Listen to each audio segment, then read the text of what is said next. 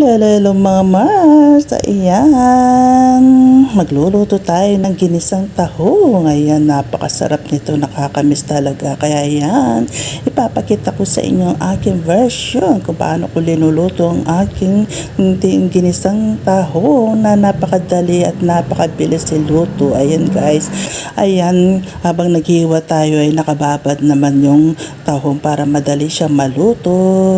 Ayan, samahan nyo ako, hali kayo magluluto tayo.